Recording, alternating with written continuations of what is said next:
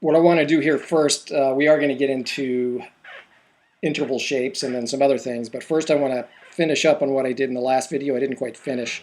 We were talking about the 3 and 4 string patterns alternating in the positions, okay? And we had the 4 string, this is the Dorian pattern, the 3 string, backwards, 4 string backwards, and then part of a 3 string going backwards. Okay, and that gives you every single note that was in the position before you even knew how to do the 2 patterns. Okay, then we move up here, we have a 3 string and then a 4 string, part of a 3 string, goes into the 4, and part of a 3. And you do it all backwards. 4 string back, 3 string backwards. Conveniently ends on a root. All right, we go to the next position, which has the A's here. So I'm going to start where I can finish the pattern. It makes it a little bit easier. So this is a 3 string pattern. It immediately goes to the 4 string, which I can't finish. 3 string backwards. And what's left over here is the 4 string pattern going backwards, which I cannot finish.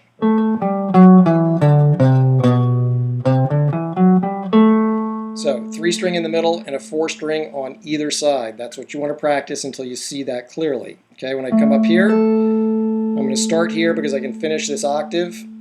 So it's going to be a 4 string with part of a 3 string on this side and part of a 3 string on this side. But I'm going to start here going forwards. So 4 string pattern. Right into a 3 string pattern. Can't finish it. 4 string backwards, and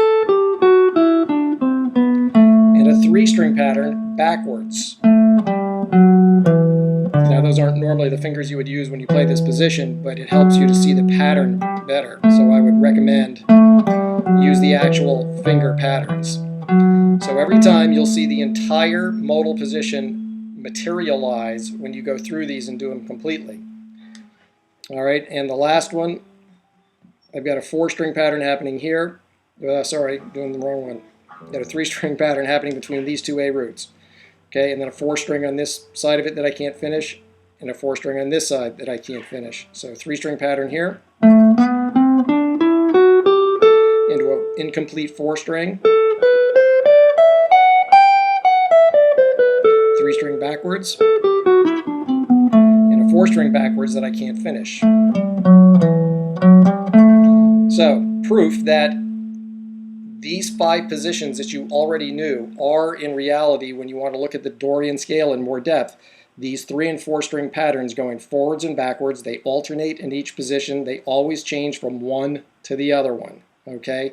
So that's really your goal right now, is to make sure you see that in 5 positions, like I said before. And if it takes you, 2 weeks, then it takes you 2 weeks. But get that so you can visualize it. It pays off later, trust me.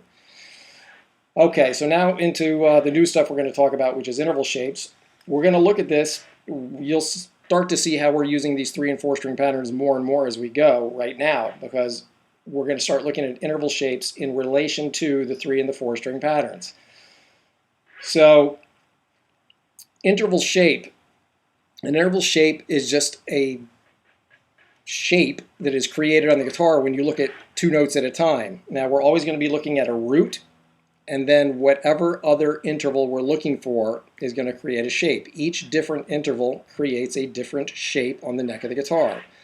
Some intervals you're going to find, even though it might be the same interval, you might have to learn 2 ways or 2 different shapes of seeing that interval, but it never gets any more complicated than that. So again, this is a step that if you're not familiar with it, you want to put a little bit of time into, because it pays off.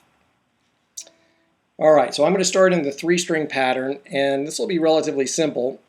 We're going to look at what an interval of a flatted third looks like within this Dorian scale. So 1 is here, flatted third is there. Pretty simple. So from your root, your flat 3 is up 3 frets. 1, 2, 3. So you would just play fingers 1 and 4. Now, as silly as this seems, I want you to go through every single A note on your guitar and play fingers 1 and 4, which is going to give you intervals 1 and flat 3. So I'll start here, 1, flat 3. I'll start here on this A. 1, flat 3. So I'm just memorizing what that distance looks like. From this A, 1, flat 3. 1, flat 3. 1, flat 3. The rest up here are repeats. So that's one way you can find your flatted third. Okay, we're going to stay in this 3-string pattern, and we're going to look at a fifth. So we're just dealing with tone center intervals right now. Fifths, very common on the guitar. A lot of tunes played like that. So a fifth looks like that. It's on the following string from the root, but it's up 2 frets higher. So it's going to look like that every time, except for when you have to deal with the second string. So if I start on this A here, my fifth is not going to be here. I have to move it up a fret. All right, so there's always that second string tuning thing to deal with, no matter what you're playing. Okay, so fifth. From this A, I cannot play a fifth, so I'll just skip that. From this A, my fifth. From this A, my fifth. From this A. Okay. Other than that, it's repeats. So you would want to memorize that. Play it as many times as you need to. Shouldn't take too long. Okay, so we've got 1 in flat 3 and 1 in 5. Flat 7 is the next interval in the tone center. And this skips a string from your root, but it stays on the same fret until we get into the tuning issue. But that's what your flat 7 looks like. All right, so now I'm going to go over here. Well, guess what? That tuning thing carries over to the first string, so my flat 7 is not going to be here. I have to move it up. All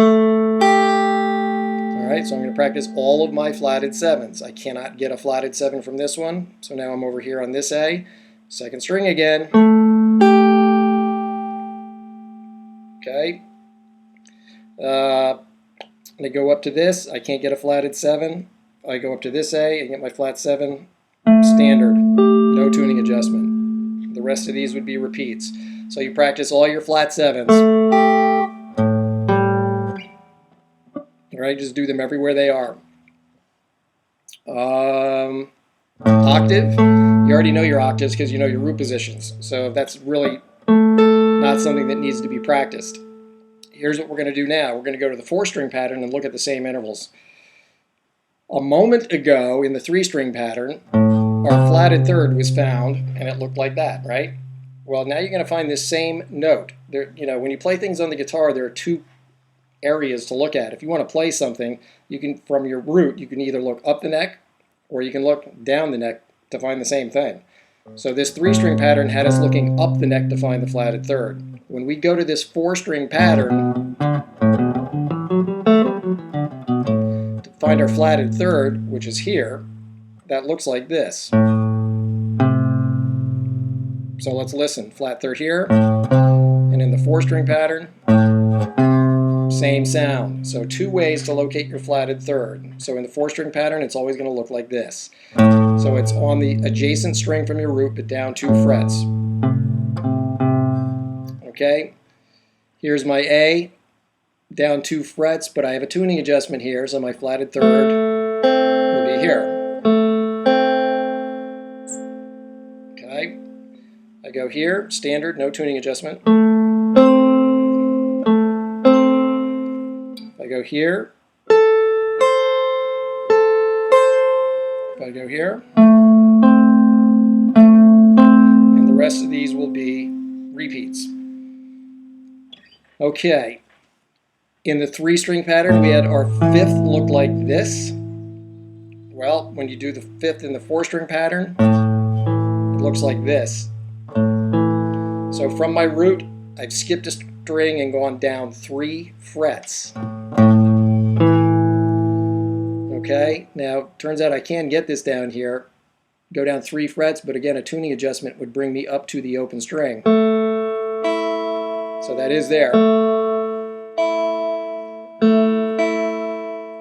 Okay, A, down 3 frets, but tuning adjustment.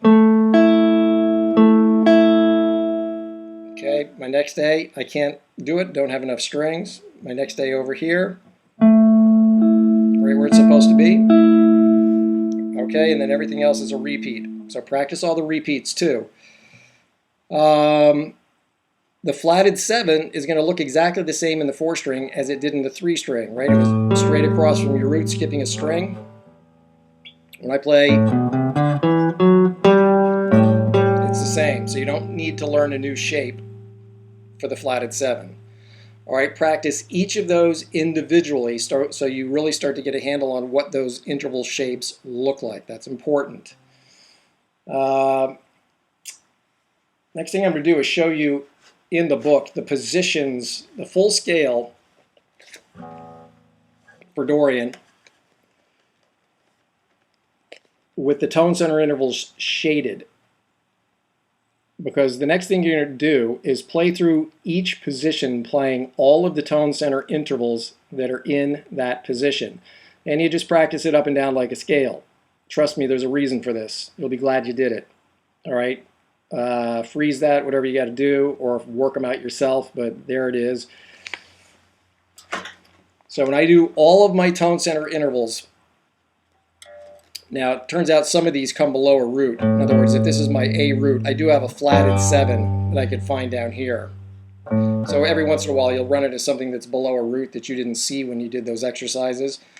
But if I play all of my tone center intervals in this position down here, I get flat 7, 1, flat 3, 5, flat 7, 1, flat 3, 5, flat 7, 1.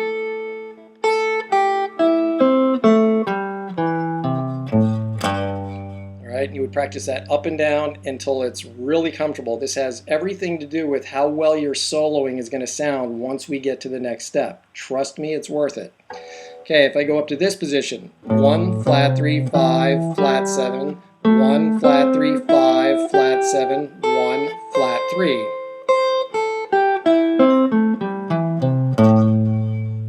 Okay, so you learn that one.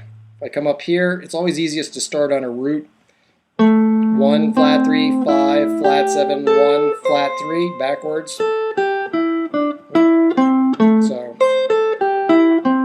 when you come backwards on this, you got 1, flat 7, 5, flat 3.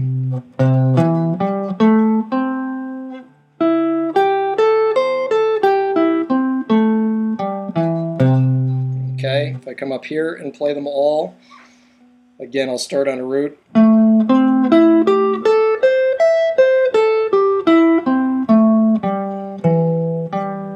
So I've got a root, a flat 7, and a 5th that I can find coming backwards here. A root, a flat 7, and a 5th. Last one. Here's my A. I'll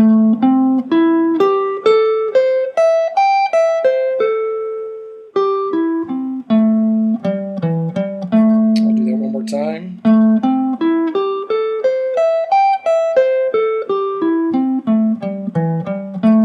All right, so now that's nothing more than an exercise. Put some time into that. The more comfortable and confident you are playing these tone centers, the better your soloing is going to sound. And we're pretty close to getting to the soloing stuff. Pause the video here, get those positions together, get your interval shapes together, come back to this video, and I'm going to show you the next thing to do. You're going to get a tape of A minor again, and again, a nice slow backing track. I'm not going to put a backing track on right now.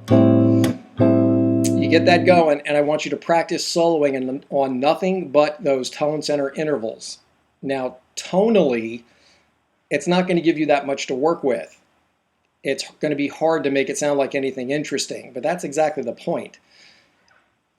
You're going to be drilling the sound of this tone center into your head because what you're soloing over is a tone center.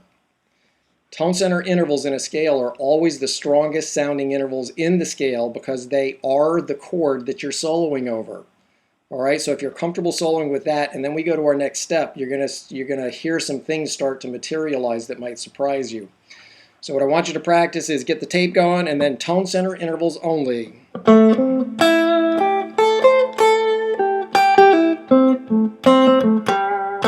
And just practice up and down the neck until you're pretty comfortable doing that, and then we'll get to our next thing, okay?